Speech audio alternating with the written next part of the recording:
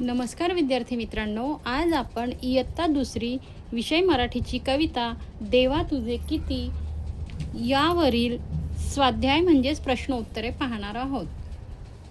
तर बघा, प्रश्न पहिला आहे, कवितेच्या आधारे यमक जुळणारे शब्द लिही.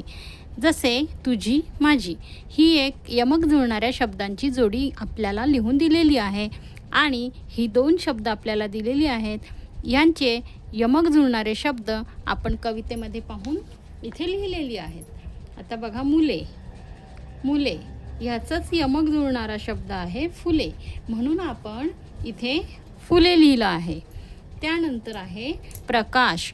प्रकाशचा यमक जुळणारा शब्द कोणता आहे कवितेत? आकाश. मग आपण इथे आकाश लिहिले आहे.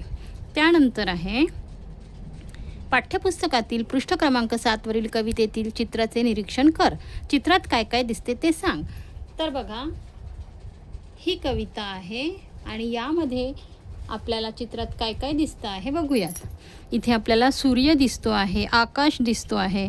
त्यानंतर इथे चंद्र आणि चांदण्या आहेत.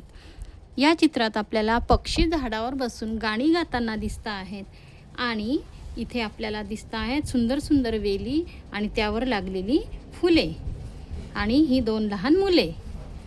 त्यानंतर आहे खाली दिलेल्या शब्दांच्या सारख्या अर्थाचे कवितेत आलेले शब्द शोध व चौकटीत लिही. आता इथे पहिला शब्द आहे वृक्ष आणि वृक्षाचा सारख्या अर्थाचा म्हणजेच समानार्थी शब्द काय होतो? झाडे. कुठे? हे बघा, झाडे. मग आपण इथे लिहिलं आहे झाडे. त्यानंतर आहे पुष्प. पुष्पाचा समानार्थी शब्द म्हणा किंवा सारख्या अर्थाचा शब्द होतो फुले, म्हणून आपण इथे लिहिलं आहे फुले. त्यानंतर शब्द आहे रवी आणि रवीचा समानार्थी किंवा सारख्या अर्थाचा शब्द आहे सूर्य, मग आपण इथे लिहिलं आहे सूर्य. त्यानंतर आहे नभ.